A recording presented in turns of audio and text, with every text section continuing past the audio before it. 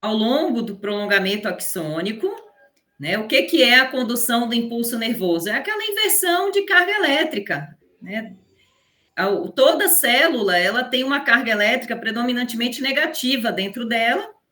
Então, quando acontece essa inversão de carga elétrica, o sódio entra e aí vai deixando mais positivo dentro e negativo fora da membrana da célula. E aí essa inversão de carga elétrica vai acontecendo ao longo de todo o comprimento do axônio, do neurônio, quando finalmente chega no terminal axônico, já na comunicação com o próximo neurônio. Aí esse potencial de ação, que é essa inversão da carga elétrica, vai estimular canais que são voltagem dependentes, né? Porque é uma diferença de potencial que está acontecendo aqui. E esses canais, eles vão se abrir e vão permitir que o cálcio entre na célula. Aí, no momento que entra o cálcio na célula, o que vai acontecer com as vesículas que estão aqui armazenando os neurotransmissores? Elas vão se fundir na membrana do terminal axônico e liberar os neurotransmissores entre um neurônio e outro, ou seja, nessa região chamada de fenda sináptica. E aí esses neurotransmissores vão se ligar aos receptores que estão no próximo neurônio, e com essa ligação dos neurotransmissores a esses receptores que estão no próximo neurônio, o próximo neurônio vai iniciar o seu potencial de ação, que é essa inversão da carga elétrica, e aí vai seguir até chegar no próximo neurônio, e aí acontecer a sinapse entre esse neurônio e o próximo, ou até chegar no músculo, por exemplo, e aí vai despolarizar, ou seja, vai estimular um potencial de ação ali numa célula muscular, e essa célula vai se contrair. Então, aqui, a gente vai ver a mesma situação, só que numa imagenzinha que é animada. Então, a gente vê aqui, ó, a carga elétrica negativa dentro da célula, né, no interior, internamente, a membrana da célula nervosa, e a carga elétrica positiva, externamente. A gente observa que o potencial de ação, tá vendo? Quando chega essa luzinha branca em movimento, vocês observam que é essa carga elétrica, ó, invertendo, negativo e positivo. E aí, nesse momento, quando chega aqui no terminal axônico, esse potencial de ação, que é essa inversão da carga elétrica, esses canais voltagem independentes se abrem, o cálcio entra, e quando o cálcio entra, as vesículas liberam os neurotransmissores que vão se ligar aos receptores da próxima célula nervosa, e aí vai despolarizar, ó, vai estimular o potencial de ação na próxima célula nervosa. Então, isso aqui é a sinapse. Por que eu estou falando tanto de sinapse? Porque no final da aula de hoje, a gente vai finalizar relembrando esses aspectos da sinapse aqui para correlacionar, por exemplo, com o TDAH, né? Que é um transtorno do neurodesenvolvimento que interessa vocês, por exemplo. Então, continuando a neuroanatomia, né? Ou seja, o conhecimento das estruturas do sistema nervoso, a gente vai ver aqui a anatomia macroscópica do encéfalo. Aqui a gente tem uma vista superior, é como olhando de cima o cérebro da pessoa. E aqui é um corte sagital, ou seja, cortando na metade a cabeça, né? Pega uma metade e olha a parte de dentro, internamente, remove essa metade direita e vira, e vocês vão estar vendo essa vista interna da metade direita, que a gente tanto vê os ossos do crânio, como vê aqui todo o encéfalo. Lembrando, telencéfalo, o diencéfalo, o tronco encefálico e o cerebelo. Telencéfalo e diencéfalo constituindo o cérebro, né? O tronco encefálico sendo constituído por mesencéfalo, ponte e bulbo, que depois é continuado pela medula espinal, no interior da coluna vertebral. E o cerebelo, esse pequeno cérebro, né? O nome cerebelo significa isso, remete a um pequeno cérebro, também uma estrutura muito importante do encéfalo. Então, aqui a gente observa nessa vista superior que são 2 hemisférios cerebrais, né? E esse monte de saliências, essas saliências, elas são delimitadas por reentrâncias, por sulcos. Só que tem um sulco que ele é tão profundo que a gente não chama simplesmente de sulco, a gente chama de fissura. É a fissura longitudinal que separa um hemisfério direito do esquerdo do cérebro. Então, cada giro aqui se refere a essa saliência, né? E entre uma saliência e outra vai ter um sulco. Daqui a pouco a gente vai ver que cada giro desses tem um nome. E o que são os giros? São os grupos de corpos celulares de neurônios, né? São os aglomerados de corpos celulares de neurônios. Então, cada giro é formado por grupos de neurônios que têm funções específicas. Então, esse giro vai ter neurônios que têm funções de um determinado tipo. Esse outro giro vai ter neurônios com outro tipo de função. Alguns sensitivos, outros motores, outros relacionados às emoções, relacionados ao controle da respiração, e aí a gente vai ver daqui a pouco. Então, entenderam a diferença entre giros e sulcos, não é? Vamos lá.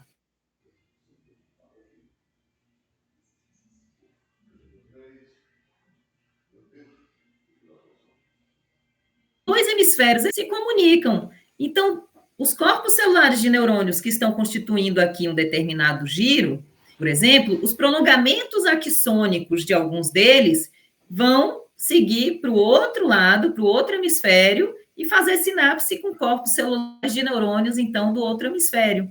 Então, esse grupo de prolongamentos axônicos que comunica um hemisfério cerebral ao outro vai formar essa estrutura branca aqui, porque os prolongamentos axônicos, eles são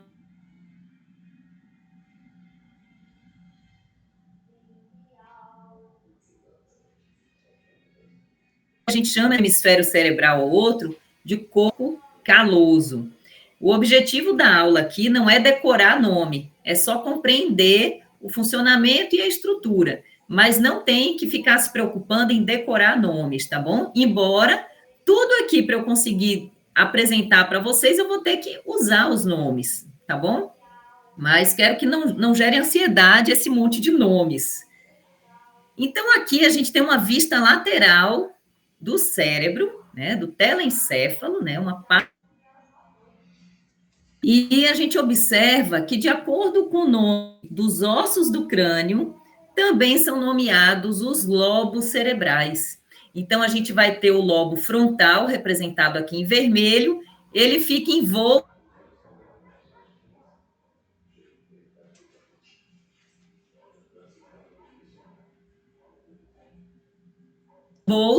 pelo osso parietal de cada lado, né, em número par, representado aqui em verde.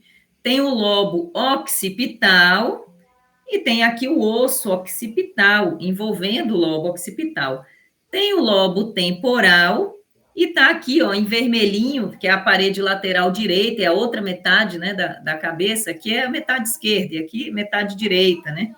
É o osso parietal, desculpa, o osso temporal, aqui o parietal, aqui o temporal, aqui o lobo parietal, aqui o lobo temporal. Então, o osso parietal envolvendo o lobo parietal, o osso temporal adjacente, né, recobrindo o lobo temporal. Então, o osso envolve um lobo que tem nome igual. E aí, se eu pegar esses lobos aqui, frontal e parietal, e afastar um pouco do lobo temporal, a gente vai enxergar um outro lobo cerebral que fica camuflado aqui, fica mais profundo, tem que rebater os demais lobos para a gente enxergar ele. É o lobo insular, ou lobo da ínsula. Ele fica mais interno. Então, aqui a gente observa tanto uma vista lateral da superfície do cérebro, como um corte sagital mediano. Significa o quê? Cortou no meio, pegou metade e virou a parte interna para vocês. Então, nesse corte aqui do cérebro, que a gente tem só um hemisfério, só uma metade, a gente vê essa parte mais interna aqui dos lobos cerebrais, né? Que também tem seus giros. Então, o que que a gente vê aqui? O lobo frontal, o lobo parietal, o lobo occipital e o lobo temporal. Observem que tem alguns sulcos que são importantes não só para separar um giro do outro no mesmo lobo, mas o sulco é justo o que separa também os giros de um lobo dos giros de outro lobo. Então, aqui a gente tem um sulco central famoso, tem que nomear ele, ou sulco central, ele vai separar o lobo frontal do lobo parietal. Tem aqui o sulco parieto-occipital, ó. É o sulco que separa os giros do lobo parietal dos giros do lobo occipital. E o sulco lateral separa os giros do lobo temporal daqueles outros giros dos lobos frontal e parietal. Aqui, nessa vista interna, então, desse corte na metade do cérebro, a gente observa também, ó, um giro importante que é relacionado às emoções. A gente já vai falar mais sobre ele, tá bom? Mas só para vocês terem uma noção aqui da divisão dos lobos nesse corte pela metade, que é o corte sagital que a gente chama. Agora vamos a cada lobo, só para vocês degustarem um pouquinho das funções de cada lobo. Não é para decorar nada, mas só para compreender como, para que servem esses neurônios, né? Como é que eles funcionam? Como é que eles se organizam? É só para terem essa visão geral, tá bom? Então, aqui a gente tem essa vista lateral do cérebro e vamos focar no lobo frontal, tá bom? Então, lembrando que tem um sulco lateral aqui, que separou o lobo temporal dos lobos frontal e parietal, e tem um sulco, um sulco central, né? Muito importante esse sulco central, que vai separar o lobo frontal. Então, daqui para frente é lobo frontal, e desse sulco central para trás vai ser lobo parietal e depois lobo occipital. Então, vamos focar aqui, ó, no lobo frontal, tá bom? Então, se a gente observar os giros, que são essas saliências formadas por muitos corpos celulares de neurônios, a gente pode até nomear eles de maneira até previsível.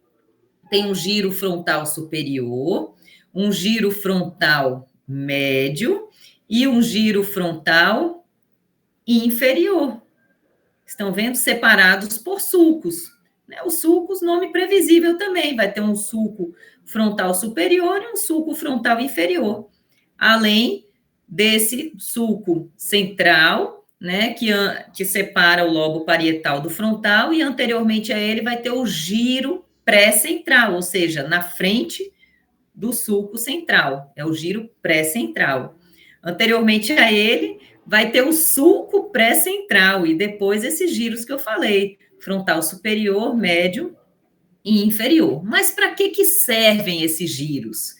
Aqui, ó, o giro pré-central, que tem esse nome porque ele está na frente do sulco central, é onde estão todos os corpos celulares de neurônios motores, que é a partir daqui que o impulso nervoso desce via tronco encefálico, medula espinal, e segue para os músculos para a gente fazer os movimentos, para estimular os músculos a se contraírem e a gente realizar os movimentos.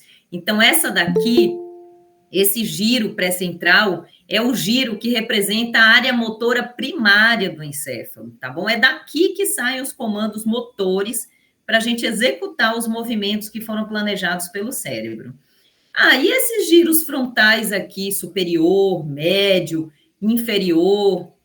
Olha, o giro frontal superior e também o giro frontal médio, né, esses dois principalmente, estão até relacionados ao TDAH, que depois, no final, a gente vai ver. Por quê? Porque é aqui que estão as funções, ó, são giros formados por neurônios de associação, ou seja, eles fazem sinapse com áreas diversas, baseado nas informações que chegaram da periferia para o encéfalo, que foram interpretadas, tornadas conscientes, vão elaborar respostas. Então, o foco, a atenção, as tomadas de decisão, se vai tomar uma iniciativa ou não, vai agir ou não vai.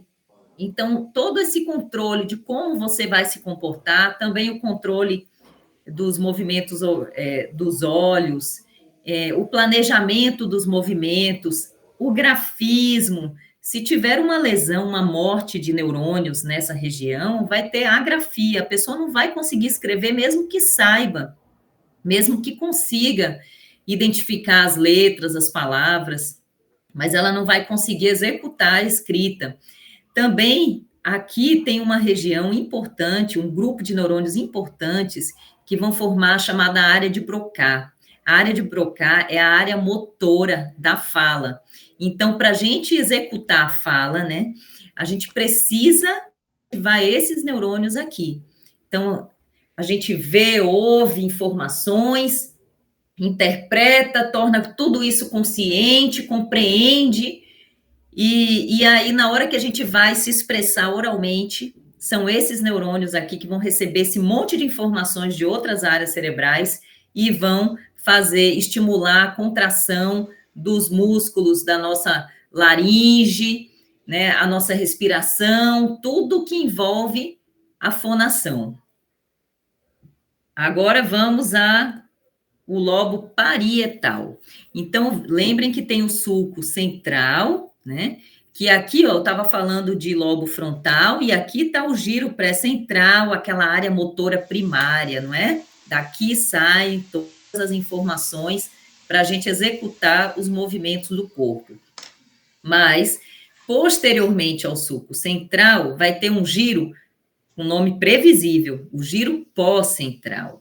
Esse giro pós-central, que já está aqui, ó, fazendo parte do lobo parietal, é a área somestésica, ou seja, a área sensitiva primária. Tudo que é beliscão, toque, chapa quente, tudo que é estímulo na pele, estímulo sensitivo, um vento batendo na pele, tudo que é estímulo sensitivo do nosso corpo, que segue pela medula espinal, passa pelo tronco encefálico, o destino é fazer sinapse, estimulando os corpos celulares dos neurônios aqui desse giro pós-central.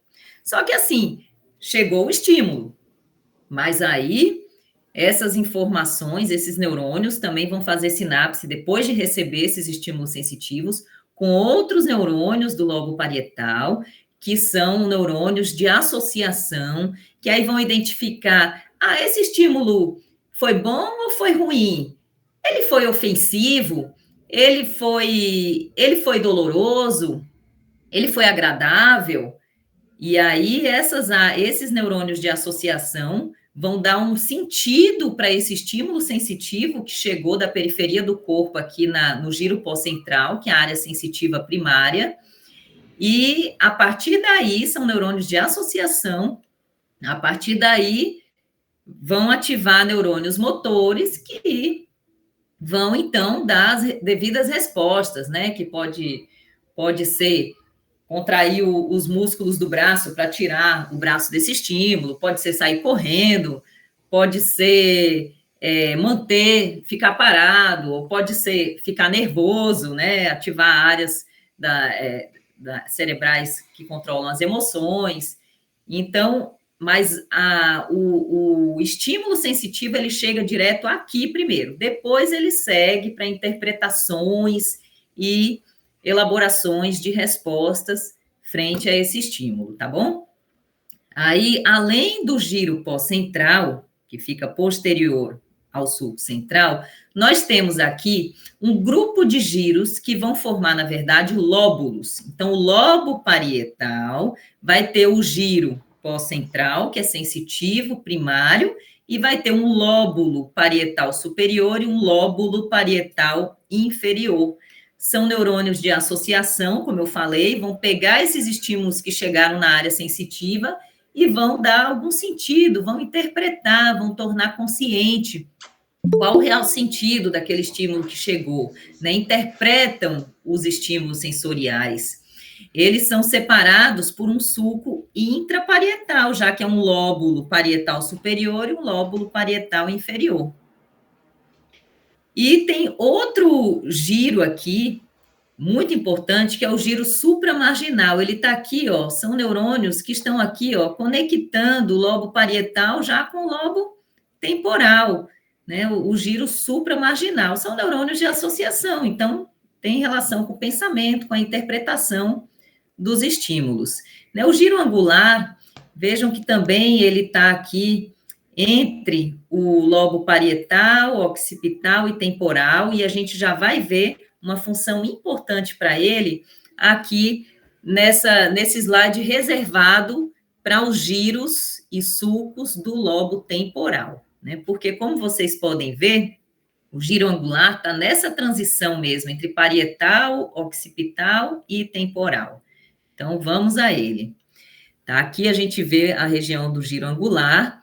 Aqui nessa imagem, coloridinha, está ele aqui salientado, né? Então, tem neurônios aqui do lobo parietal, do lobo temporal e até mesmo uma parte aqui do lobo occipital. Esse grupo de neurônios do giro angular, eles representam uma área chamada de área de Wernicke. É muito importante porque tem relação com a linguagem. Então, todos os estímulos visuais, auditivos, a gente vê e ouve, e aí como é que a gente interpreta isso? Como é que isso nos traz sentido? Né? Então, passa pelas áreas associativas do lobo parietal, leva informações aqui para a área de Wernicke, né? E aí a gente entende, a gente compreende o que está acontecendo, o que viu, o que ouviu, né? E vai elaborar alguma resposta. Por isso que vão ter sinapses aqui, ó, de neurônios da área de Wernicke, conduzindo impulsos nervosos para neurônios da área motora da fala, de Broca, para aí a gente, então, elaborar a fala. Para aí esses neurônios motores estimularem, como eu falei, os músculos da laringe para a gente realizar a fonação. Quando tem lesão, morte de neurônios, por exemplo, um AVC, o famoso derrame, né? É um problema vascular, mas que aí, se não chega oxigênio e nutrientes através do sangue para os neurônios, eles morrem, né? E aí, quando esses neurônios morrem, os da área de Broca, a pessoa ela entende tudo que está ouvindo, ela elabora respostas, mas ela não consegue verbalizar, ela não consegue. Então, ela consegue uma palavra ou duas, ela tudo é. O dia está legal hoje? Assim, ou então, como é que foi aquela atividade? Assim. Está entendendo tudo, mas não consegue verbalizar. Já quando é a área de Wernicke, que tem neurônios lesados, é o contrário. A pessoa fala pelos cotovelos, mas ela nem entende o que está falando. Ela não consegue fazer a interpretação correta do que viu, do que ouviu, e ela não consegue, então, compreender um diálogo. Então, ela fala tudo, ela consegue falar, porque a área motora de Broca está preservada, mas ela não fala as coisas com um devido sentido. Então, vai ter a afasia motora, que é não conseguir falar, e no caso da área de Wernicke, vai ter a afasia sensorial, né? Ela fala, mas ela fala sem sentido, porque ela não conseguiu interpretar as informações que chegaram para ela, ok? Também, no lobo temporal, nós temos aqui uma divisão bem fácil, um giro temporal superior, um giro temporal médio e um giro temporal inferior, separados por sulcos, né? Um sulco temporal superior e um sulco temporal inferior. Então, a área auditiva primária está aqui no giro temporal superior. Então, é uma área muito importante, né, para a comunicação, né, para o sentido. das informações que chegam ao encéfalo. E aqui vamos ao lobo, aquele que está profundo, camuflado, que tem que rebater os outros lobos para a gente poder enxergar. Não se tem tanto estudo em relação ao descobertas, ainda tem muito para se desvendar, porque com certeza tem muitas funções importantes que ainda precisam ser desvendadas, né? Tem os giros curtos e um giro longo, né? Mas supõe-se alguma função na memória, não é só essa área cerebral, né, que tem responsabilidade para a memória, e também ela é integrativa, neurônios que integram, que levam e trazem informações de áreas divergentes, de áreas diversas, para poder a gente fazer essa associação dos estímulos e elaborar respostas sensatas, né, coerentes, compatíveis com os estímulos que recebemos. Então, as áreas de associação, elas são muito importantes. E agora, olhando um corte pela metade, né, e separando e vendo internamente, a gente pode ver melhor o lobo occipital, que eu não tinha falado ainda, né? O lobo occipital, ele é separado do lobo parietal pelo sulco parieto-occipital, que se aprofunda internamente, né? Essa região do lobo occipital é chamada de cúneo. Tem também uma divisória do lobo occipital, que é o sulco calcarino. E qual a função primária, assim, dos neurônios do lobo occipital? Visão. Então, assim, havia os olhos, os nervos ópticos, toda a via de condução do impulso nervoso até o cérebro pode estar perfeita, né? Chegando dos olhos até o diencéfalo, mas se tiver uma lesão no lobo occipital, não adianta. A pessoa vai ter ou uma perda total ou uma perda parcial da visão. Então, o lobo occipital é fundamental para a visão. Falou lobo occipital, já associou a visão. E aqui a gente tem o giro do símbolo, ele fica camuflado, tem o corpo caloso, aquele grupo de fibras que comunicam os dois hemisférios cerebrais, e logo acima dele, tem o giro do símbolo. Muito importante no sistema límbico, aquele sistema que está relacionado às emoções, né? Não só o giro do símbolo é relacionado às emoções, mas também, o hipocampo, o giro denteado, grupos de neurônios envolvidos em receber os estímulos que a gente recebe, interpretar, trazer um sentido para essas interpretações e aí influenciar no nosso comportamento, né?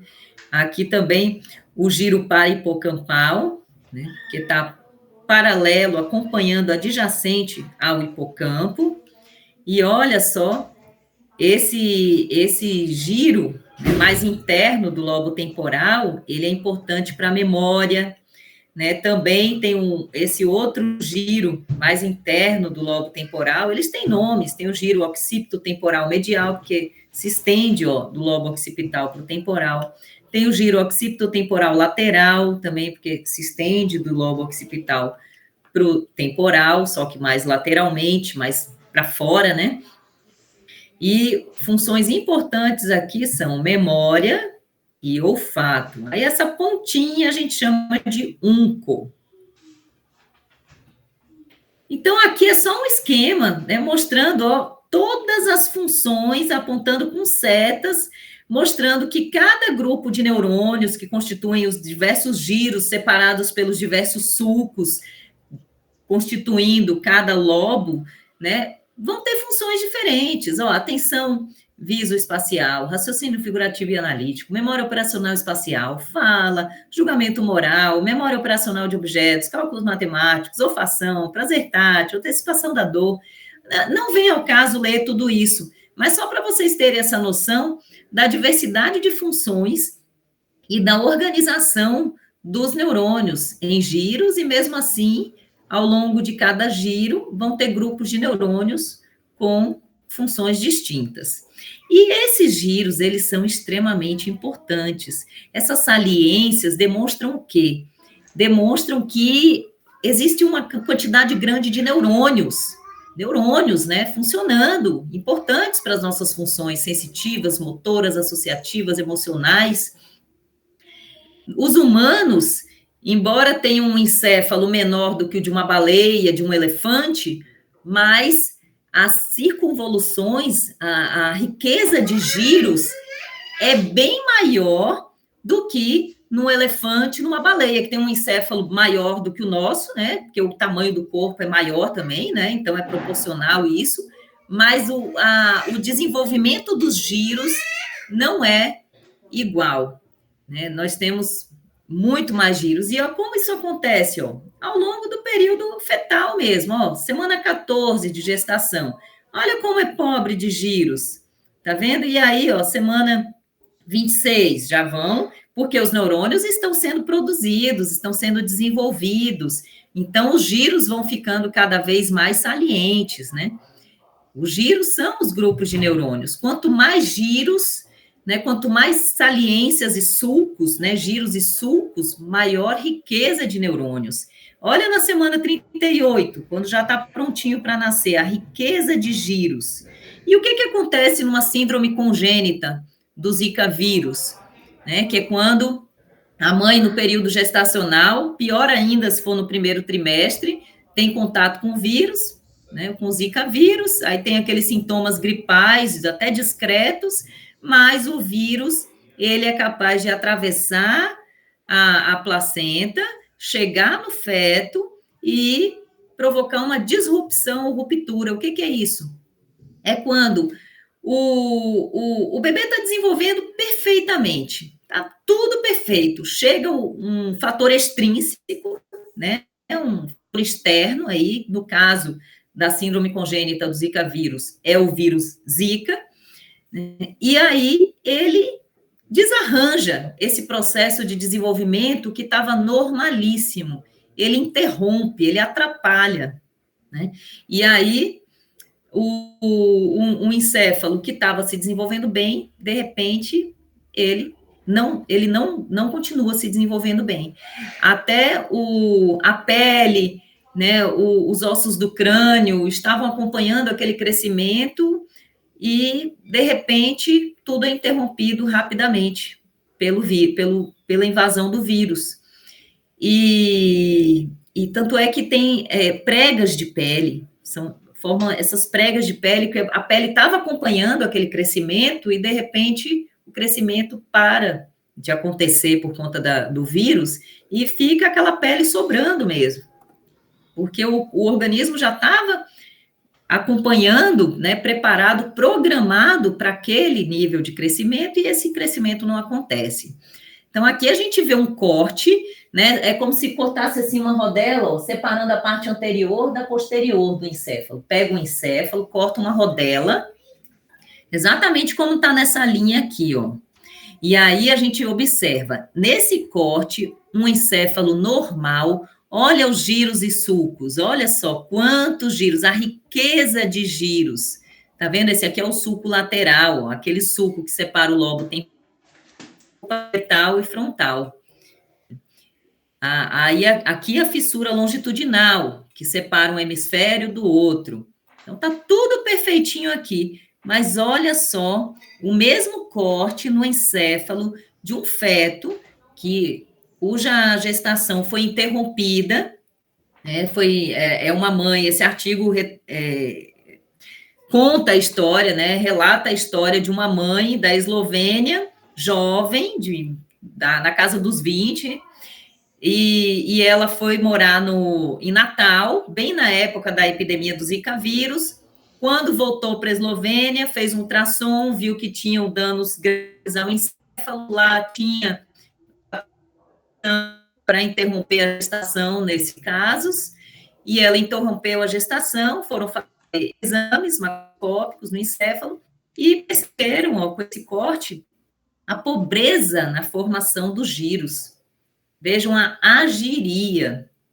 Estão vendo? E além de um encéfalo ser bem menor também do que o tamanho esperado para a idade gestacional. Então, vejam como os giros são importantes. Se tem menos giros, quer dizer que tem menos neurônios, quer dizer que algumas funções que dependem daqueles neurônios que não se desenvolveram vão ser comprometidas, ok? Aí a gente falou bastante de giros e sulcos do telencéfalo, né? Vimos o corpo caloso, que comunica os dois hemisférios cerebrais, e a gente citou o diencéfalo na aula passada como parte do cérebro, junto com o telencéfalo. Quais são as partes importantes do diencéfalo?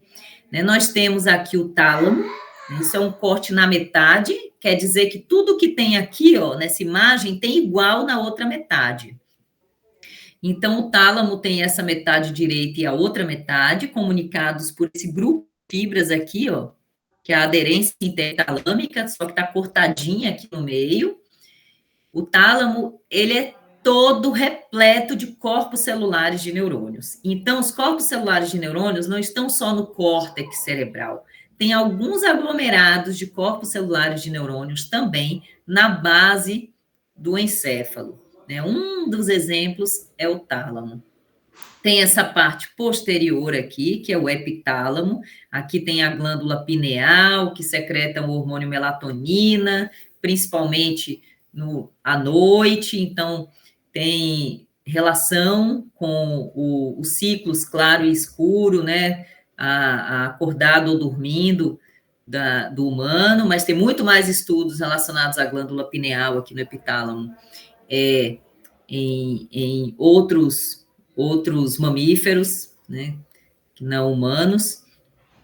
E nós temos uma região importante aqui no diencéfalo, que é o hipotálamo. O hipotálamo é essa região aqui, bem na linha mediana, bem no meio, não é em número par, né, mas o hipotálamo é um grupo de neurônios, formado por um grupo de neurônios que são capazes também de produzir hormônios, funciona até como uma glândula que vai controlar a quantidade de secreção dos hormônios de diversas outras glândulas do corpo. Vai controlar o sistema nervoso autônomo, aquele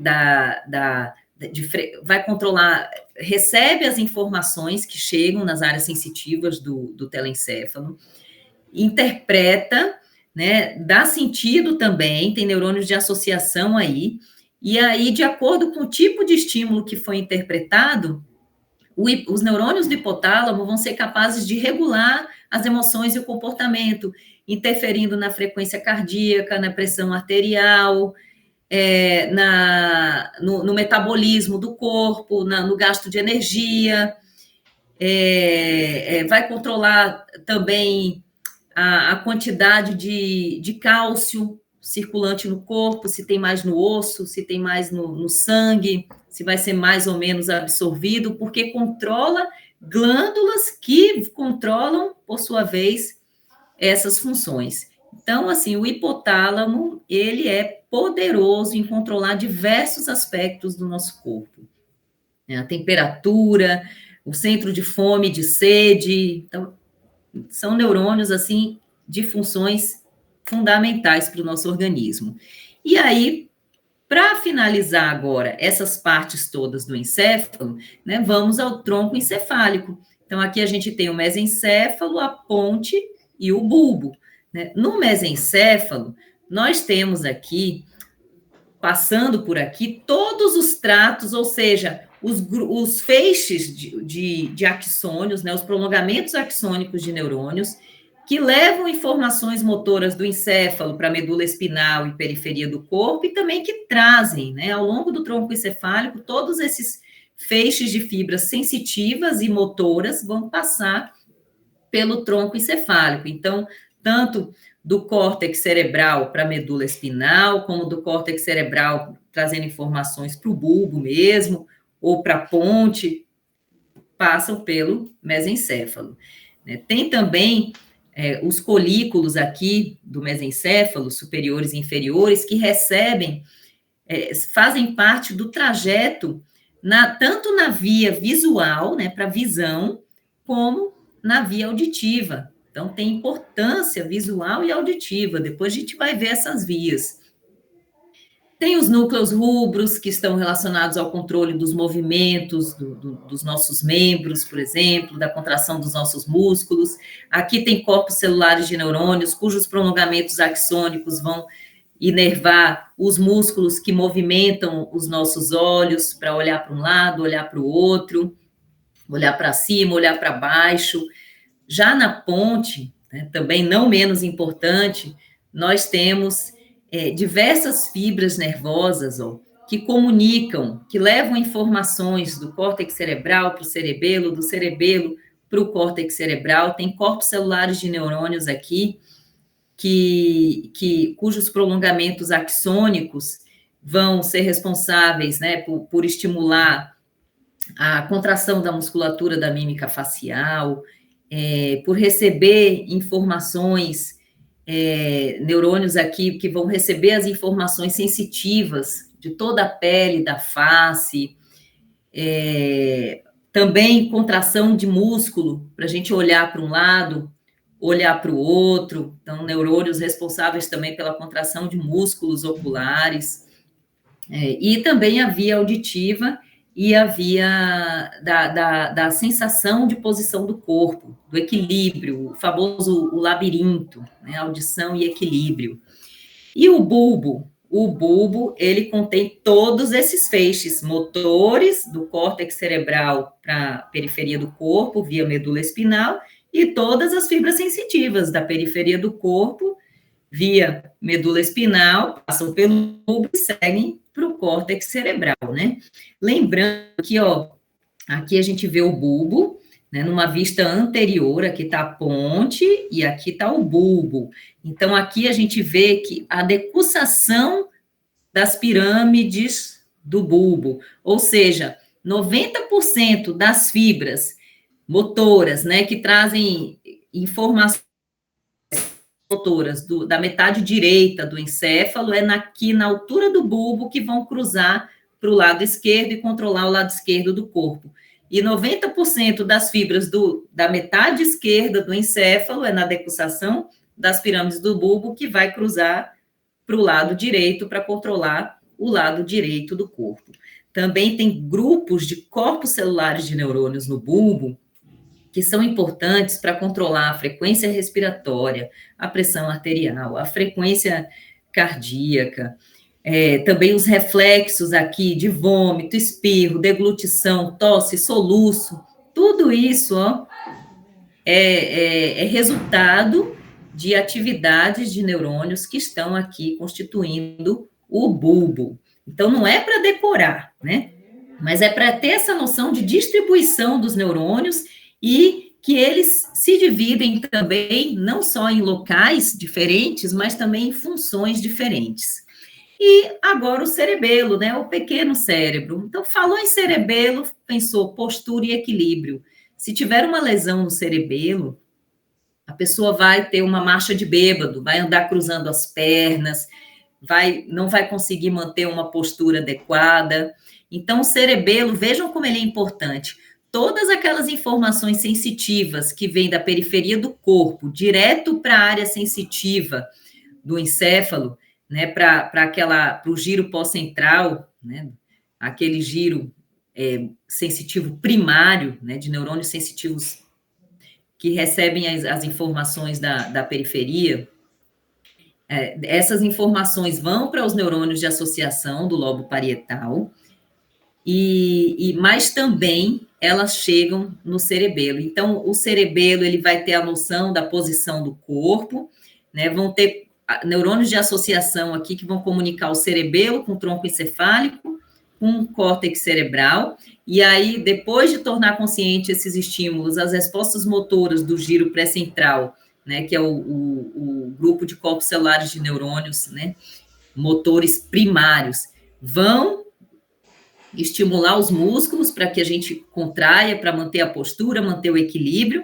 mas vão ter fibras sensitivas que vão levar as informações para o cerebelo para mostrar se aquele movimento planejado é realmente o que está acontecendo. Se não for, rapidamente os neurônios do cerebelo se encarregam em adequar, em ajustar esses movimentos que não estão acontecendo como planejado, e aí ativa os neurônios motores lá do córtex cerebral novamente e corrige, então, ajusta a contração dos músculos para que os movimentos aconteçam conforme o planejado. Bom, aí a gente viu, né, todas as áreas do encéfalo correlacionando com as suas funções e como elas se dividem, né? E o encéfalo, ele é envolto por lâminas, né? Tanto o encéfalo como também continuamente toda a medula espinal. Então essas lâminas chamadas de meninges envolvem o encéfalo e continuam pela medula espinal, envolvendo a medula espinal, até terminar a medula espinal, dentro da coluna vertebral. Então, podem observar, nós temos 3 meninges ou membranas, que quando são atingidas por um vírus ou uma bactéria, é o que a gente chama de meningite, né? Inflamação por infecção, né? Viral ou bacteriana, nessas meninges. São 3, a mais externa, mais resistente, que a gente pega na mão, tenta esticar e é difícil de rasgar, é a dura mater. Vejam a dura mater envolvendo o encéfalo e a dura mater também, ó, envolvendo a medula espinal. Internamente a dura mater, a gente vai ter a aracnoide, tá? Aqui a aracnoide e aqui também, ó, aqui o osso do crânio, a dura mater que a gente acabou de ver e logo internamente a aracnoide. Aí, entre a aracnoide e a próxima meninge, a terceira e última, que é a mais interna e bem fininha, por isso o nome pia mater, existe um espaço bem significativo. Esse espaço, ele é preenchido por um líquido cefalorraquidiano, ou líquor. É esse líquido entre a meninge aracnoide e a meninge pia mater que protege o nosso encéfalo, a gente pode chacoalhar a cabeça, aí naquele bar mexicano que o pessoal bota tequila num funil na boca e chacoalha e não sai com uma lesão cerebral de lá, né? Por quê? Porque o encéfalo e também a medula espinal, né, internamente a aracnoide, são envoltos por essa camada de líquido que absorve impactos, né? Protege o encéfalo. E esse líquido, ele tem que permanecer numa quantidade adequada. Ele não pode estar ali se concentrando numa quantidade exagerada. Tá vendo? Aqui a gente tem a dura mater, internamente a aracnoide, e profundamente aracnoide é o espaço subaracnoide, onde está o líquido cefalorraquidiano, que fica entre a aracnoide, que é a mais externa, e a mater que está adherida aos giros e sulcos. Então, esse líquor, ele é importante, só que ele não pode ser exagerado, tá bom? Aqui a gente vê onde ele é produzido. Ó, ele é produzido, quando a gente se olhar o encéfalo inteiro, assim, como se fosse uma imagem de marca d'água, a gente vai descobrir um segredo dele. Dentro ele é oco, tem uma área dele, ó, que é oca. São essas áreas chamadas de ventrículos. Os ventrículos têm um par de ventrículos laterais, um esquerdo e um direito. Então, são 2 laterais, né? Aí tem o terceiro ventrículo, que é o nome dele mesmo, e vai ter o quarto ventrículo, que também é o nome dele. Vejam que os 2 ventrículos laterais se comunicam com o terceiro ventrículo por um buraquinho chamado de forame interventricular. E o terceiro ventrículo se comunica com o quarto ventrículo por um ductozinho chamado de aqueduto do mesencéfalo, porque atravessa o mesencéfalo. Então, é dentro desses ventrículos que esse líquor é produzido. Ele vai fluir dos ventrículos laterais para o terceiro ventrículo. No terceiro ventrículo também é produzido líquor, e esse líquor, tanto dos ventrículos laterais como produzido no próprio terceiro ventrículo, vai fluir para o quarto ventrículo, e esse líquor que vem dos outros ventrículos para o quarto ventrículo, assim como o líquor produzido no próprio quarto ventrículo, vai todo fluir por aberturas que vão finalmente desembocar no espaço subaracnoide ao redor do encéfalo e da medula espinal. Aqui a gente observa esses ventrículos, estão vendo? Ventrículo lateral, ó, tem uma ponta chamada de corno. o corno frontal, o corno occipital, o corno temporal, aqui o terceiro ventrículo, bem no diencéfalo, aqui o aqueduto do mesencéfalo, comunicando o terceiro ventrículo com o quarto ventrículo, que vai ter suas aberturas, uma mediana e duas laterais, que vão finalmente se abrir no espaço subaracnoide, ó, aqui, ó, ventrículo lateral, terceiro ventrículo, aqueduto do mesencéfalo, quarto ventrículo, e finalmente são do líquor.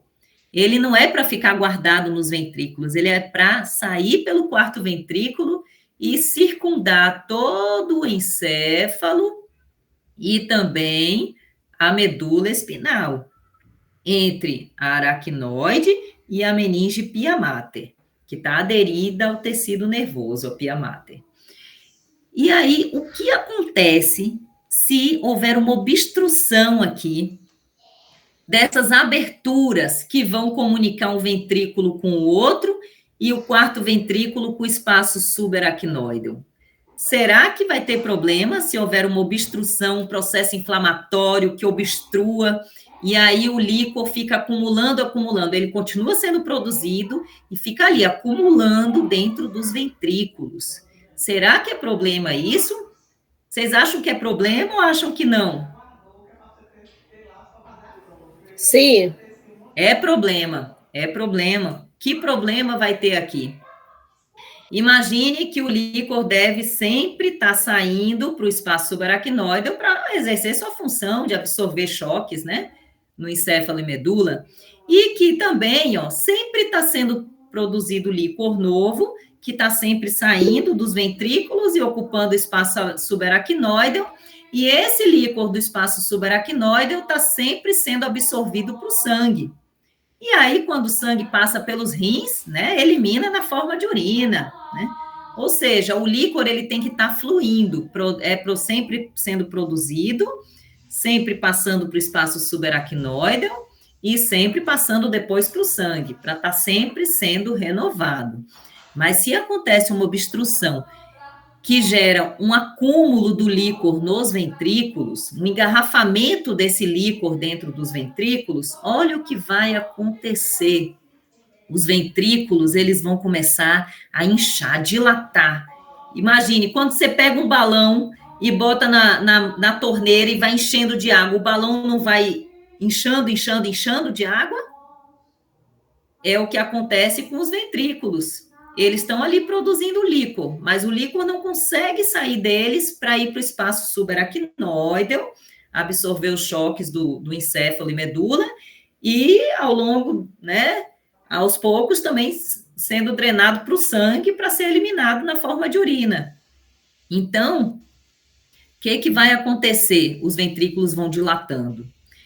E o que vai acontecer com o encéfalo? Com todos os giros cerebrais, com diencéfalo, com cerebelo, o que vai acontecer com todas essas partes do encéfalo? Vão sendo empurradas. Imagine elas sendo empurradas pela dilatação desses ventrículos. Elas vão sendo comprimidas e os neurônios vão morrendo. Porque comprimidos, como é que eles vão ser supridos? Como é que a vascularização vai acontecer normal, levando oxigênio e nutrientes para os neurônios, se eles estão sendo comprimidos? Eles vão morrer. Então, isso é a hidrocefalia.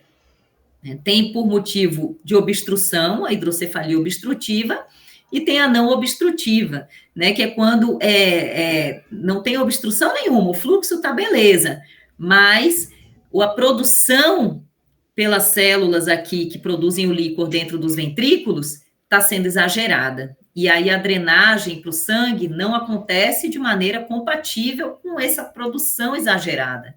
Então, de qualquer forma, vai acontecer a hidrocefalia, né? Muito líquido no interior do encéfalo, onde? Dentro dos ventrículos. Olha só uma ressonância magnética, tudo isso preto é líquido.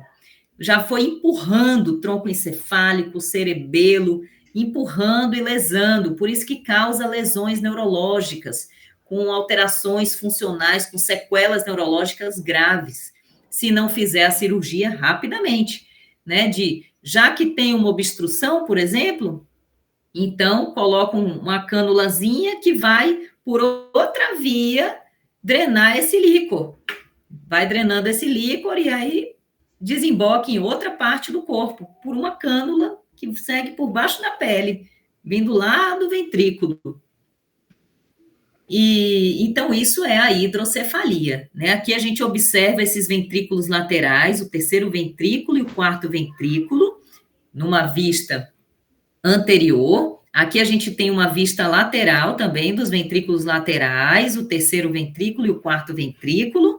E olha aqui na tomografia computadorizada, os ventrículos ainda normais, ventrículos laterais aqui, né? É um corte assim, ó, como se fosse arrancar o tampo do encéfalo. Fez um corte horizontal. E aí pegou uma rodela e mostrou. Por isso que a gente está vendo os ventrículos laterais nessa posição aqui.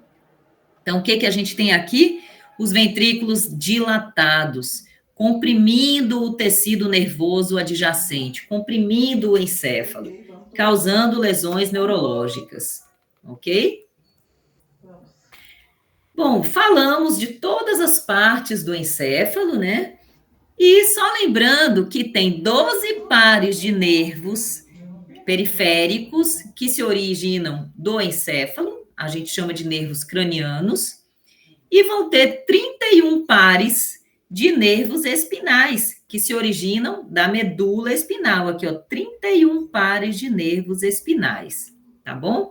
Que vão ter tanto fibras nervosas sensitivas, levando informações da periferia do corpo para o encéfalo, como fibras nervosas motoras, trazendo respostas motoras do encéfalo para contração dos músculos, para diversas funções motoras. Então, aqui, ó, funções diversas dos 12 pares de nervos cranianos: olfato, visão, movimentação dos olhos, sensibilidade da face, contração dos músculos mastigatórios para a gente realizar a mastigação, contração da musculatura da mímica facial, secreção de saliva pelas glândulas salivares, audição, percepção da posição do corpo para a gente manter o equilíbrio, sensibilidade da mucosa da garganta, contração da musculatura lisa da parede de diversos órgãos torácicos e abdominais, contração de músculos do pescoço, contração e sensibilidade da língua, né? Sensibilidade da língua, tanto gustativa como geral, se bota uma comida quente ou fria, uma pedra de gelo na boca, se corta a língua, morde a língua, como também a movimentação da língua. Todas essas funções, elas dependem desses 12 pares de nervos cranianos, né? E toda a sensibilidade da pele, movimentação do corpo através da contração de todos os músculos do corpo, né, vão depender, né, desses pares de nervos espinais, que são 31 pares. Aí, quando eu falo de nervo, deixa eu ver o horário aqui. Bom, quando eu falo de nervo, né, olha aqui um nervo, ele tem uma raiz posterior e uma raiz anterior, aqui fibras sensitivas, aqui fibras motoras, e esses prolongamentos axônicos, quando eles seguem esse trajeto, eles constituem, então, o que a gente chama de nervo espinal. Quer dizer o quê? Que tem prolongamentos axônicos, tanto de fibras sensitivas, como de fibras motoras. Então, os 31 pares de nervos espinais, eles são mistos, são sensitivos e motores. O que é um nervo? Só para dar uma noção para vocês, isso aqui é um corte em uma rodela de um nervo. Olha, cada tirinha dessas é um prolongamento axônico de um neurônio.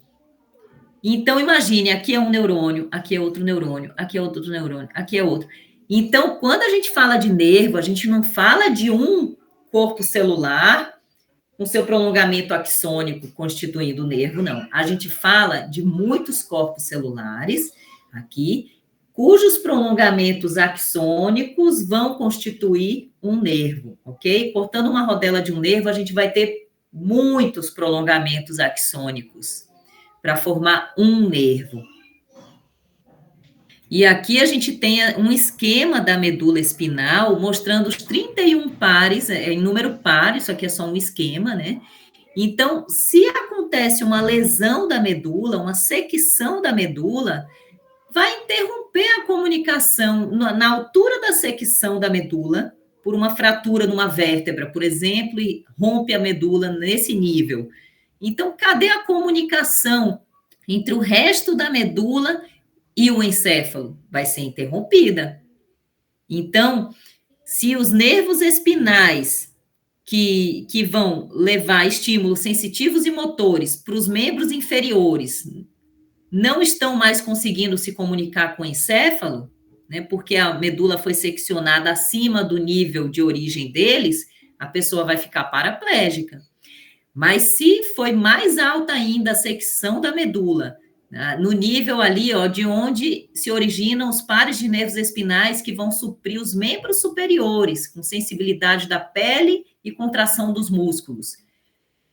Se não tem mais comunicação entre esses segmentos da medula que dão origem a esses nervos que vão inervar os membros superiores, não tem mais comunicação com o encéfalo, então vai ser tetraplegia. Então, assim a gente já vai deduzindo o tipo de sequela de acordo com o nível onde aconteceu a secção da medula espinal, tá bom?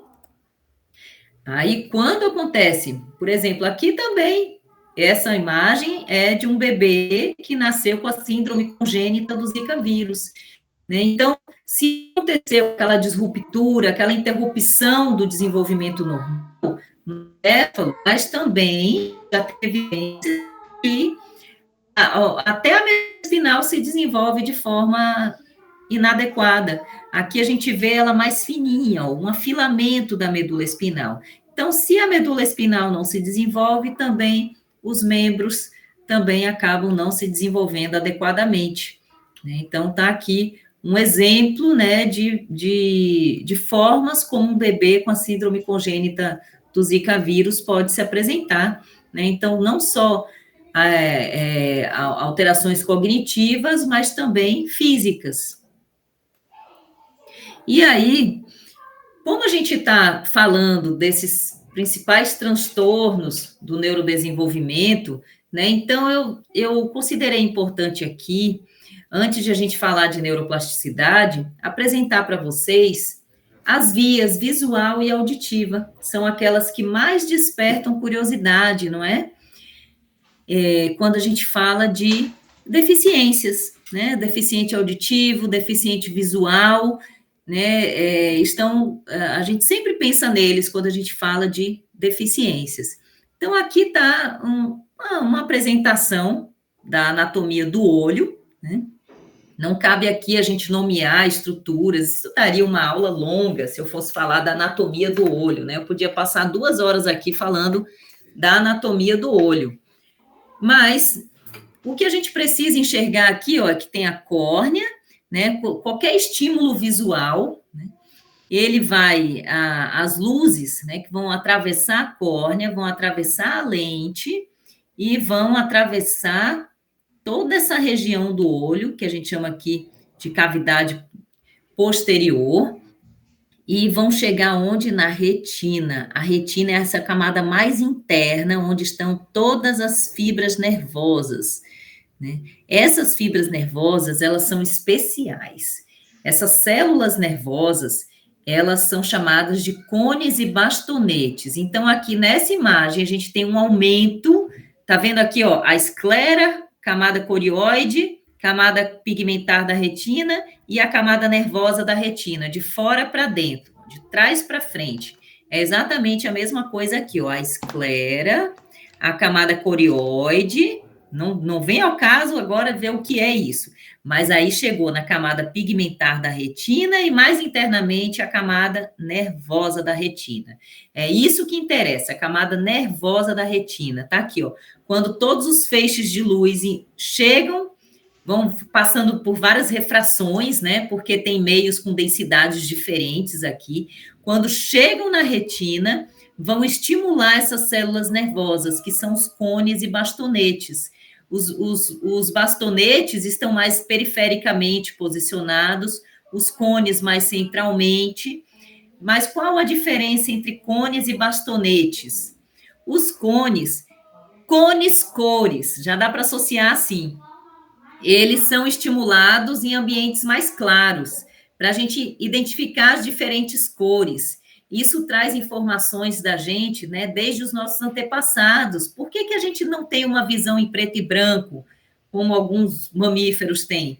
Né? A gente tem a visão colorida, provavelmente porque a gente já precisava distinguir frutas maduras e verdes, quando a gente vivia como caçadores-coletores na savana africana, né? Isso traz indícios de que sempre fomos mais ativos durante o dia, por isso nós temos os cones, mas nós temos também os bastonetes, são células nervosas mais alongadas, que são estimuladas em ambientes mais escuros, com menos luminosidade. E aí, essas células, uma vez que a luz incide aqui, os estímulos visuais, então, começam a ser conduzidos. Por quê? Porque a luz incidindo, ou fraca ou forte, vai estimular mais bastonetes ou cones, e o estímulo visual vai iniciar. Então, essas células nervosas vão fazer sinapse, os cones e bastonetes, estimulando células nervosas chamadas de neurônios bipolares da retina, que, por sua vez, vão conduzir o impulso nervoso, fazendo sinapse com neurônios ganglionários, cujos corpos celulares de neurônios cujos prolongamentos axônicos desses corpos celulares de neurônios vão formar o que a gente chama de nervo óptico. Tá aqui, ó, o nervo óptico saindo, vários prolongamentos axônicos. Daí, esses nervos ópticos, agora está aqui o olho representando os nervos ópticos. Uma parte das fibras dos prolongamentos axônicos vai cruzar para o outro lado e outra parte segue no mesmo lado. A mesma coisa acontece com o nervo óptico do outro olho. Uma parte das fibras cruza para o lado oposto, outra parte segue para o mesmo lado. E aí vão fazer sinapses em corpos celulares de neurônios do tálamo, chamados de núcleo geniculado lateral do tálamo, cujos prolongamentos axônicos vão estimular o córtex visual, o lobo occipital, que é o córtex visual primário, aquele lobo occipital, aqui fica bem na região da nuca, e é lá, então pode estar tudo perfeitinho, olho perfeito, nervo óptico perfeito, o cruzamento das fibras perfeito, sinapses perfeitas ali no tálamo, no diencéfalo, mas se o lobo occipital estiver com lesão, a pessoa não vai identificar o estímulo visual, ela não vai enxergar. Essa é a via visual e a via auditiva. Tá aqui, ó, dentro do temporal, né? Aqui o osso temporal em rosa, aqui ele em verde. Nós temos toda a estrutura, aqui numa vista inferior, ó, toda a estrutura auditiva, né, onde começam os estímulos auditivos, tá? Aqui o osso temporal, oco, tá vendo? Numa partezinha chamada de parte petrosa do osso temporal. E aí, não, pela orelha externa, entra a onda sonora. Promove vibração da membrana timpânica, que está fixada a 3 ossículos pequenininhos na orelha média, dentro do osso temporal, que vão vibrando, vão estimular depois a cóclea, que é essa estrutura que é parte do labirinto, no interior do osso temporal, e aí a cóclea, ela é toda preenchida com um líquido, e imerso nesse líquido, tem terminações nervosas sensitivas em forma de cílios, que vão ser, se a vibração chegou aqui, vibrou esse líquido, essas terminações nervosas em forma de cílios vão ser estimuladas e o potencial de ação vai acontecer. São células nervosas em forma de cílios. E aí o impulso nervoso vai seguir pelos prolongamentos axônicos dela. E aí tá aqui, ó, seguindo pelo prolongamento axônico, ó. Tá aqui, ó, seguindo pelo prolongamento axônico. E para onde vai esse impulso nervoso? Vai fazer sinapse no tronco encefálico, com corpos celulares de neurônios do tronco encefálico, começando no bulbo, depois segue para a ponte, depois segue para o mesencéfalo, e mais outra sinapse no mesencéfalo, depois segue para o tálamo, e os prolongamentos axônicos dos corpos celulares de neurônios do tálamo vão seguir para a área auditiva primária, no lobo temporal. Tá aqui, ó, em verdinho escuro, o córtex auditivo, no lobo temporal. É aqui que o estímulo auditivo vai se tornar consciente. Então, pode ter lesão na membrana timpânica, pode ter lesão nos ossículos da audição, pode ter lesão na cóclea, pode ter lesão em qualquer desses grupos de neurônios que fazem parte da condução dos impulsos nervosos, desde a orelha até chegar no córtex auditivo do lobo temporal.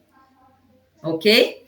E para finalizar a aula de hoje, o que é a neuroplasticidade? Né? Que vocês, nas mãos de vocês, vocês têm ferramentas para estimular a neuroplasticidade, principalmente se vocês estão lidando com crianças, mas na idade adulta, até ao longo do envelhecimento, também a neuroplasticidade, embora numa intensidade menor, mas ela continua existindo.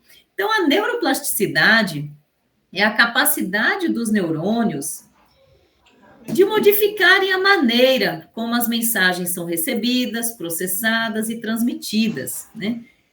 Resumindo, né, a neuroplasticidade, eu vou exemplificar ilustrando no próximo slide, mas ela está presente, né, de forma a tanto ela tá representada tanto pela formação, pelo desenvolvimento de novos neurônios ao longo da maturação do organismo, durante o desenvolvimento do organismo, como também quando a gente vai aprender qualquer coisa nova, a gente vai estimular e vão acontecer sinapses, né, entre os neurônios, em áreas, em neurônios que são responsáveis pelas funções que envolvem aquele aprendizado daquela atividade nova, seja um instrumento musical, seja a escrita, seja um idioma. Então, os neurônios responsáveis por aquela atividade, eles vão ser estimulados,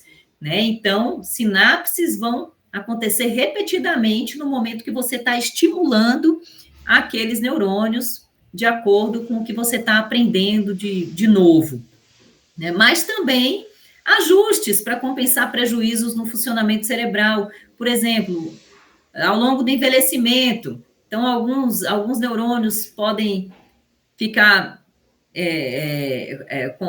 podem sofrer alguma lesão ou ficar menos ativos, e outros neurônios podem assumir as funções daqueles neurônios que, por envelhecimento, foram perdendo suas funções, ou por uma lesão por compressão, lesão por falta de suprimento sanguíneo, por lesão vascular, daqueles vasos que levariam oxigênio e nutrientes para aqueles neurônios, ou por um hematoma que está, né, numa pancada, num trauma que está comprimindo, ou condições adversas, por exemplo. Tem uma pesquisa que mostra que indivíduos que ficaram muito tempo numa caverna escura, né, sem enxergar nada, o lobo occipital, que é onde está ali o córtex visual primário, esses neurônios do lobo occipital, que teriam a função para a visão, eles assumem funções novas. Eles não vão ficar inativos, não vão morrer todos eles, mas uma parte dos neurônios acaba assumindo funções, outras que não sejam visuais. Por exemplo, até uma pessoa cega, tá lá o lobo occipital dela, né, cheio de neurônios para a visão, mas ela é cega, né, por alguma lesão ou nasceu cega. Então aqueles neurônios não vão ficar a vida toda sem função nenhuma, vão assumir funções, podem assumir funções para audição, que não quer dizer que vai ter uma super audição, né, mas eles vão funcionar para audição, por exemplo, né? Então eles assumem funções que seriam de outros neurônios. Então, isso também é uma forma de neuroplasticidade. Então, tanto o fortalecimento de sinapses que já existem, ou formação de novas sinapses entre neurônios que não faziam sinapse, ou até mesmo neurônios, produção de novos neurônios, isso também envolve a neuroplasticidade, né, desenvolvimento de novos neurônios, ou neurônios também assumirem funções diferentes da função original. Então, tudo isso é neuroplasticidade, tá bom? Então, acontece ao longo do desenvolvimento, durante a aprendizagem de algo novo e também em situações adversas, né? Quando você não está podendo usar aquele grupo de neurônios, ou por uma lesão, ou pelo envelhecimento. E como é que ela acontece? Né? Existem moléculas, né? Existem proteínas importantes que a gente chama de fatores neurotróficos. Tem o fator neurotrófico, isso aqui são siglas em inglês, fatores neurotróficos neurais, fatores neurotróficos derivados do cérebro, né? Porque brain é cérebro em inglês. Neurotrofina 3, neurotrofina 4, mas todos esses são proteínas importantes produzidas pelos neurônios que, em situação de lesão, de dor, de estímulo, de atividade física, os neurônios vão produzir essas proteínas em maior quantidade, e essas proteínas vão ser capazes de interferir nas capacidades de sinapse dos neurônios.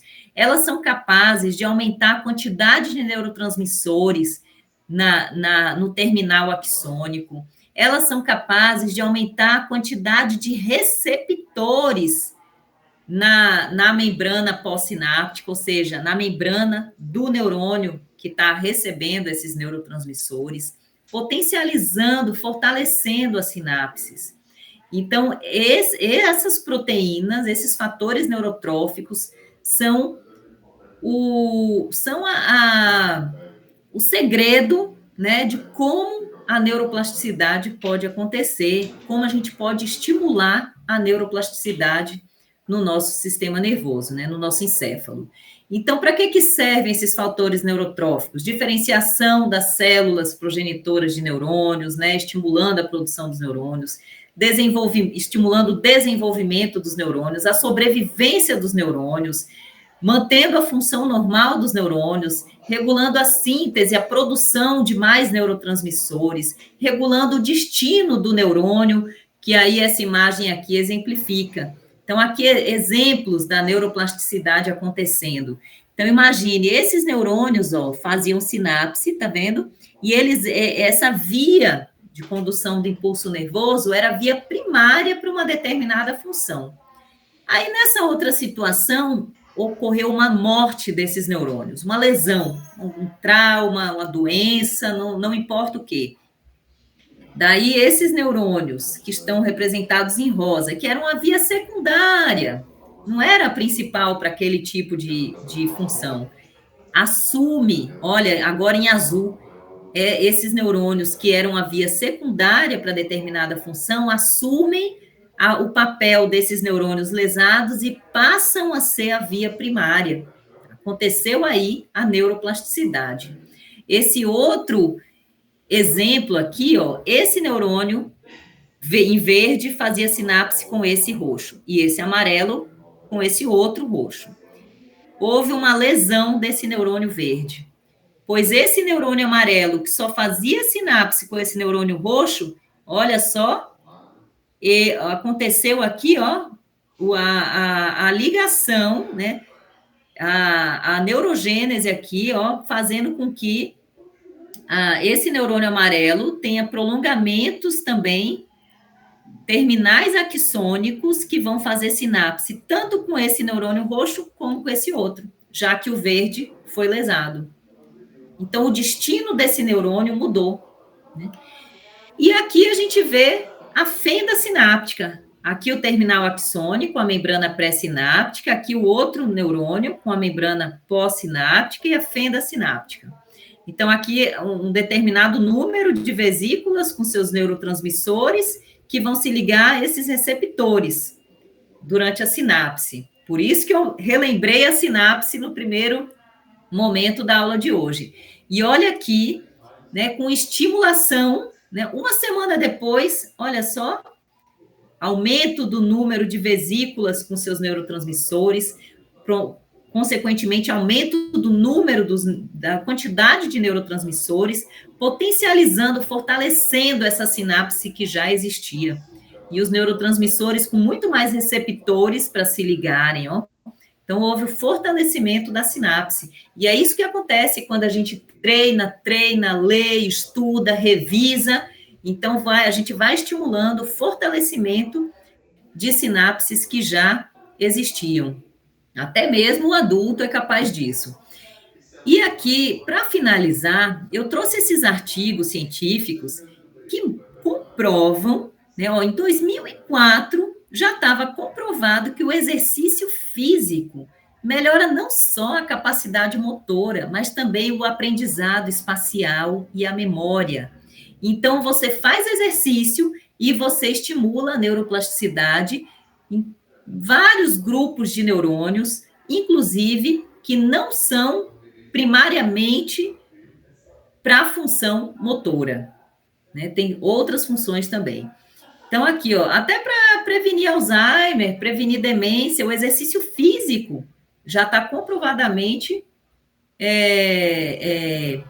eficaz para isso, né? Com comprovação científica. Esse outro artigo, ó, de 2013, um artigo científico de 2013, comprovou aqui, ó, que o exercício aeróbico promove a neuroplasticidade por aumentar aquele fator neurotrófico derivado do cérebro, né? A produção pelo neurônio desse fator neurotrófico que vai, então, ter todas aquelas funções que eu mostrei, ó, diferenciação de células que vão gerar neurônios, desenvolvimento dos neurônios, sobrevivência dos neurônios, manutenção da função normal dos neurônios, regula a produção de neurotransmissores, também regula o destino dos neurônios.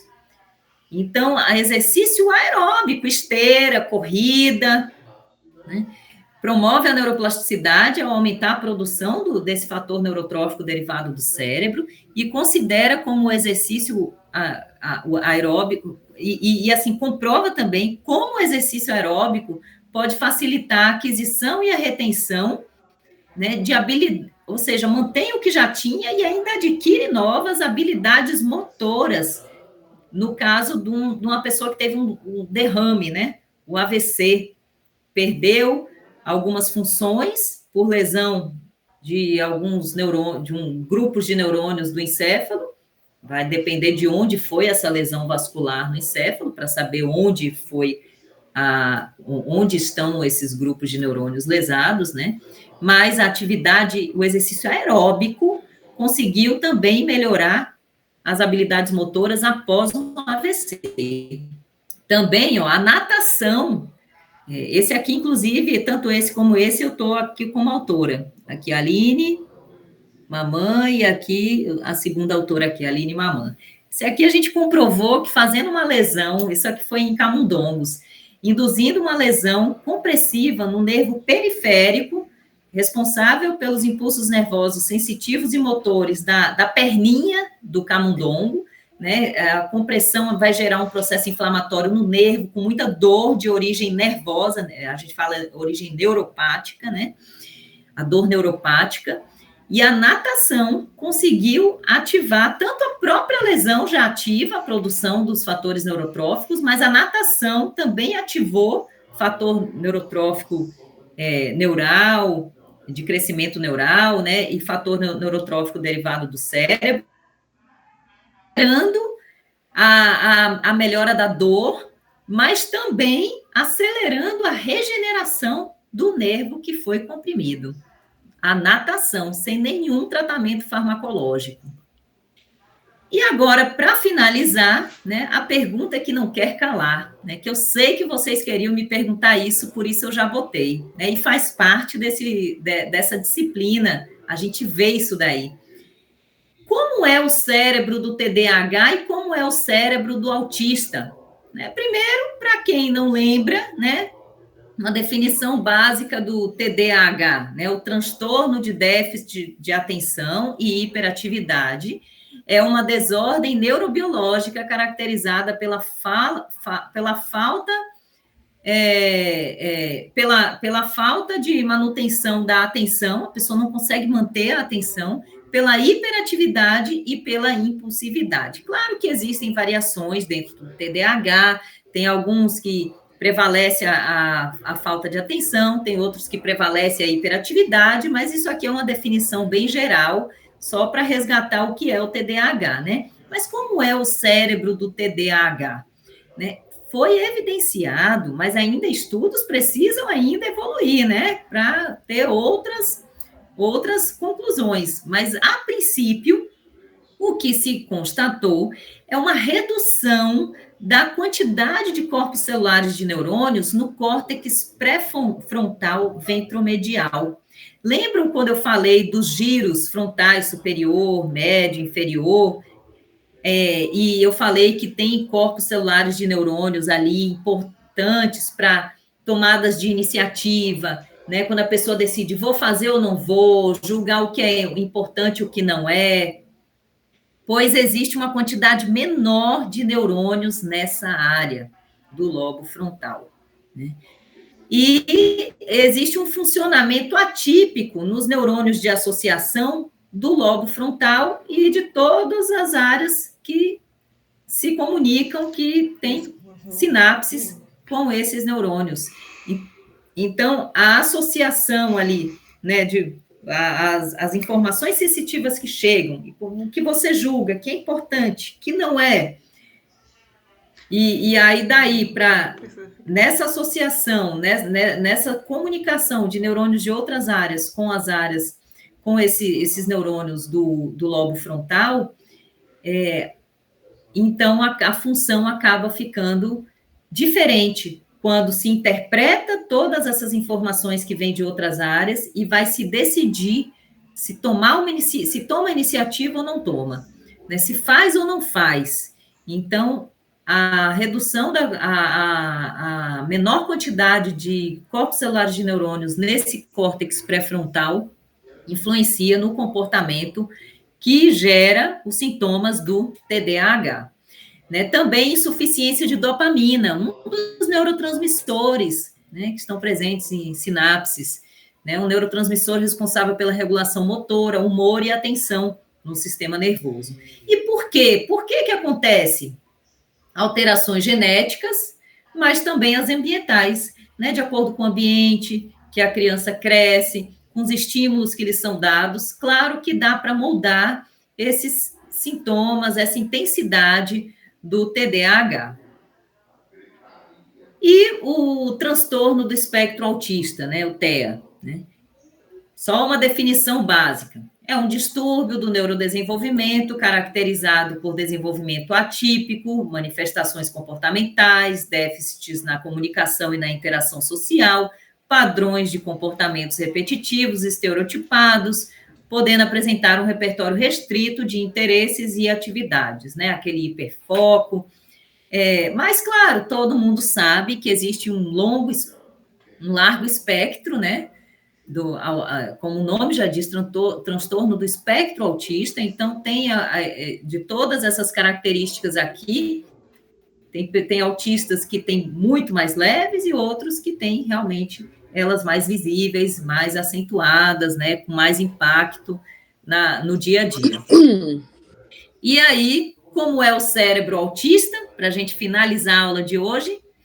Então, algumas evidências científicas perceberam, né, que ao longo do primeiro ao segundo ano de vida do autista, não quer dizer que todas as crianças com uma circunferência cefálica, uma circunferência de crânio, que, claro, o crânio acompanha o crescimento do encéfalo, né? Então, se a gente está falando de circunferência do crânio, a gente já está também deduzindo proporcionalmente aquela circunferência do encéfalo, que está ali contido dentro do crânio, né?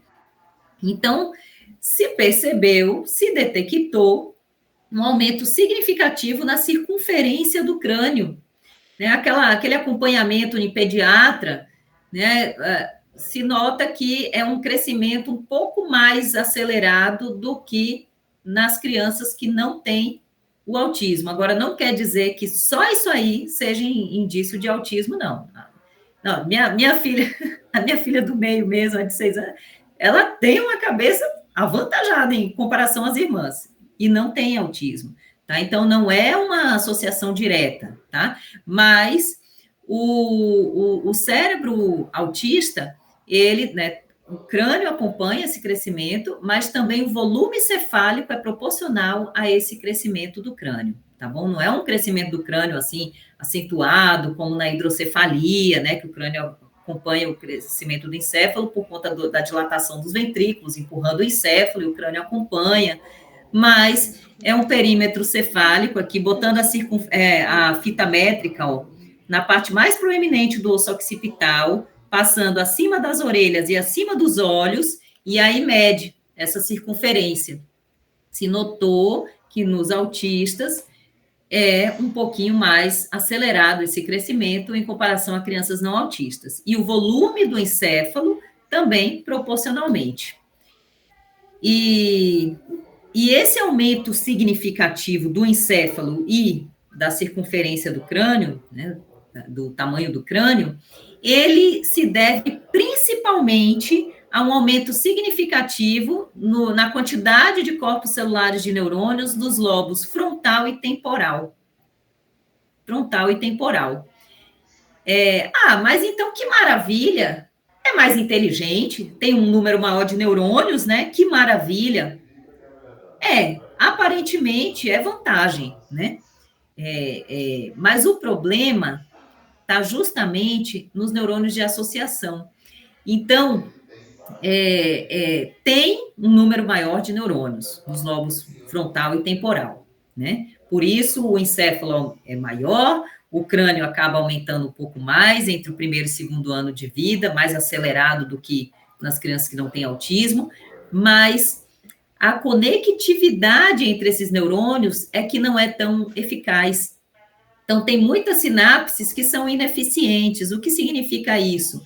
Chega lá um estímulo sensitivo, vai para a área fazer depois esses neurônios sensitivos, vão fazer sinapse com neurônios de associação, que vão interpretar que tipo de estímulo é esse. Então, esses impulsos nervosos das áreas de associação para a área motora, para executar uma resposta, né? Mas essa comunicação ela é ineficiente. Então, neurônios que deveriam estar ativados em determinado momento, eles estão inibidos, né? E sinapses que deveriam estar inibidas em determinado momento estão ativadas. Então, é uma conectividade entre os neurônios com sinapses ineficientes. Então, isso acaba gerando esses sintomas do autismo, tá bom? E por que acontece alterações em genes, né? Tem relação com herança genética, né? São genes que regulam a produção dos neurônios.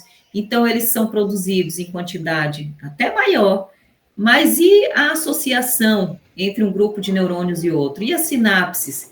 Né? E o momento em que aquelas sinapses são estimuladas ou inibidas acontece de forma adequada para ser tudo funcional? Aí é que mora o problema no transtorno do espectro autista. Tá bom? Bom, e aí, agora eu quero ver vocês de novo. 8h39, hoje eu queria ser pontual, porque na aula passada, como a gente conversou um pouco sobre a disciplina, a gente se apresentou, então eu segurei vocês um pouquinho mais, não foi? Diana, pode interromper a gravação agora. Obrigada. A gente vai conversar.